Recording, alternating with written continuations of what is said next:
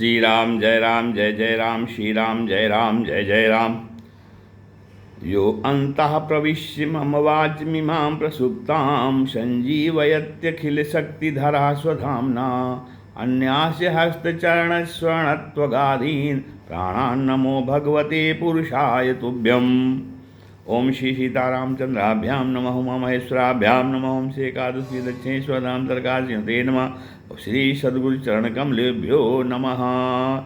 श्री राम जय जय राम। सत्संग क्रम में आज श्रीमद् भागवत महापुराण के 10वें स्कंद से 32वां अध्याय अर्थात 32वें अध्याय कथा है, जिसमें भगवान का प्रकट होकर गोपियों को सांत्वना देना की कथा हो रही है।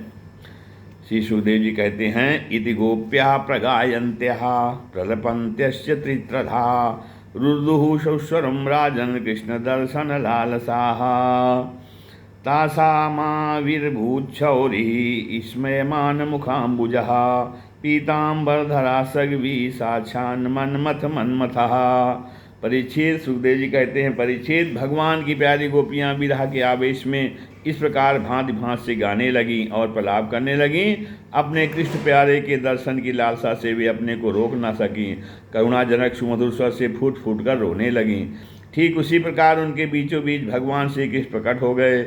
उनका मुख कमल मंद मंद मुस्कान से खिला हुआ था, गले में वनमाला थी, पीताम्बर धारण किए हुए थे। उनका रूप क्या था, सबके मन को मथ डालने वाले, कामदेव के मन को भी मथने वाला था। कोटि कोटि कामों से भी सुंदर, परम मनोहर, प्राण वल्लभ श्याम सुंदर को आया देख गोपियों के नेत्र प्रेम और आनंद से खिल उठे।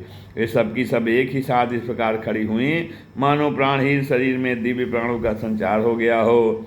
शरीर के एक एक अंग में नवीन चेतना, नूतन स्फूर्ति आ गई हो। एक गोपी ने बड़े प्रेम और आनंद से श्री कृष्ण के करकमल को अपने दोनों हाथों में ले लिया और वह धीरे धीरे उसे सहलाने लगी। दूसरी गोपी ने उनके चंदन चर्चित भुजन को अपने कंधे पर रख लिया और तीसरी सुंदरी ने भगवान का चबाया हुआ पान अपने हाथों में ले लिया। चौथी गोपी, जिसके हृदय में भगवान की विरह से बड़ी जलन हो रही थी, बैठ गई और उनके चरण कमलों को अपने वक्षस्थल पर रख लिया। पांचवी गोपी प्रणय कोप से विवल होकर, भौहें चढ़ाकर, दांतों से होठ दबाकर अपने कटाक्ष बाणों से बीनती हुई उनकी ओर ताकने लगी। छठी गोपी अपने निर्निमेष नयनों से उनके मुख कमल का मकरंद रस पान करने लगी। परंतु जैसे संत पुरुष भगवान के चरणों के दर्शन से कभी तृप्त नहीं होते, वैसे ही वह उनके मुख माधुरी का निरंतर पान करते रहने पर भी तृप्त नहीं होती थी। सातवीं गोपी नेत्रों के मार से भगवान को अपने हृदय में ले गई और फिर उसने आंखें बंद कर ली। अब मन ही मन भगवान का आलिंगन करने से उसका शरीर पुलकित हो गया, रोम रोम खिल उठा और वह सिद्ध योगियों के समान परमानंद में मग्न हो गई। परीक्षित, जैसे मुमुक्षुजन परम ज्ञानी संत पुरुष को प्राप्त करके संसार की पीड़ा से मुक्त हो जाते हैं, वैसे ही सभी गोपियों को भगवान श्री कृष्ण के दर्शन से परम आनंद और परम उल्लास प्राप्त हुआ। उनके विरह के कारण गोपियों को जो दुख हुआ था उससे वे मुक्त हो गईं और शांति के समुद्र में डूबने उतराने लगीं। परीक्षित, यूँ तो भगवान श्री कृष्ण अच्युत और एक रस हैं, उनका सौंदर्य और माधुर्य निरतिशय है, फिर भी विरह व्यथा से मुक्त हुई गोपियों के बीच में उनकी शोभा और भी बढ़ गई। ठीक वैसे ही जैसे परमेश्वर अपने नित्य ज्ञान, बल और शक्तियों से सेवित होने पर भी शोभायमान होता है। इसके बाद भगवान श्री कृष्ण उन ब्रज सुंदरियों को साथ लेकर यमुना जी के पुलिन में प्रवेश किया। उस समय खिले हुए कुंद और मंदार के पुष्पों की सुरभ लेकर बड़ी ही शीतल और सुगंधित मंद मंद वायु चल रही थी और उसकी महक से मतवाले होकर भंवरे इधर उधर मंडरा रहे थे। शरद पूर्णिमा के चंद्रमा की चांदनी अपनी निराली ही छटा दिखला रही थी। उसके कारण रात के अंधकार का तो कहीं पता ही न था। सर्वत्र आनंद मंगल का ही साम्राज्य छाया था। वह पुलिन क्या था, यमुना जी ने स्वयं अपने लहरों के हाथों भगवान की लीला के लिए सुकोमल बालुका का रंगमंच बना रखा था। परीक्षित, भगवान श्री कृष्ण के दर्शन से गोपियों के हृदय में इतने आनंद और इतने रस का उल्लास हुआ कि उनके हृदय की सारी याद व्याधि मिट गई।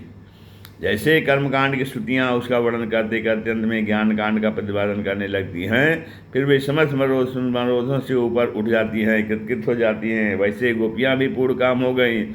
अब उन्होंने अपने वक्षस्थल पर लगी हुई रोली केसर से चिन्हित ओढ़नी को अपने परम प्यारे सुहृद श्री कृष्ण के विराजने के लिए बिछा दिया। बड़े बड़े योगेश्वर अपने योग साधन से पवित्र की हुई हृदय में जिनके लिए आसन की कल्पना करते रहते हैं, किंतु फिर भी अपने हृदय सिंहासन पर बिछा नहीं पाते, वही सर्वशक्तिमान भगवान यमुना जी की रेती में गोपियों की ओढ़नी पर बैठ गए। सहस्र गोपियों के बीच में उनसे पूजित होकर भगवान बड़े ही शोभायमान हो रहे थे। परीक्षित, तीनों लोकों में तीनों कालों में जितना भी सौंदर्य प्रकाशित होता है वह सब तो भगवान के बिंदुमात्र सौंदर्य का आभास भर है। वे उसके एकमात्र आशय हैं। भगवान श्री कृष्ण अपने इस अलौकिक सौंदर्य द्वारा उनके प्रेम और आकांक्षा को और भी उभार रहे थे। गोपियों ने अपनी मंद मन मुस्कान, विलासपूर्ण चितवन और तिरछी भौं से उनका सम्मान किया। किसी ने उनके चरण कमलों को अपनी गोद में रख लिया तो किसी ने उनके कर कमलों को। वे उनके संस्पर्श का आनंद लेती हुई कभी कभी यह कह उठती थी, कितना सुकुमार है, कितना मधुर है। इसके बाद श्री कृष्ण के छिप जाने से मन ही मन तनिक रूठ कर उनके मुंह से ही उनका दोष स्वीकार कराने के लिए वे कहने लगी। गोपियों ने कहा, भजतो अनुभजन्ते को एक एतद् विपर्ययम् नो भयांश भजन्ते के तन्नो ब्रूहि साधु भोः। गोपियों ने कहा, नागर, कुछ लोग तो ऐसे होते हैं जो प्रेम करने वालों से ही प्रेम करते हैं और कुछ लोग प्रेम न करने वालों से भी प्रेम करते हैं, परंतु कोई कोई दोनों से ही प्रेम नहीं करते। प्यारे, इन तीनों में तुम्हें कौन सा अच्छा लगता है? भगवान श्री कृष्ण ने कहा, मिथो भजन्ति ये सख्या स्वार्थैकान्तोद्यमाहिते न तत्र सौहृदहं धर्मः स्वार्थार्थं तद्भिन्नान्यथा। मेरी प्रिय सखियों, जो प्रेम करने पर प्रेम करते हैं उनका तो सारा उद्योग स्वार्थ को लेकर है, लेकिन लेन देन मात्र है। न तो उनमें सौहार्द है और न तो धर्म। उनका प्रेम केवल स्वार्थ के लिए ही है, इसके अतिरिक्त उनका और कोई प्रयोजन नहीं है। सुंदरियो, भजन्ते भजतो ये वै करुणा पितरो यथा धर्मो निरपवादो अत्र सौहृदं च सुमध्यमाः।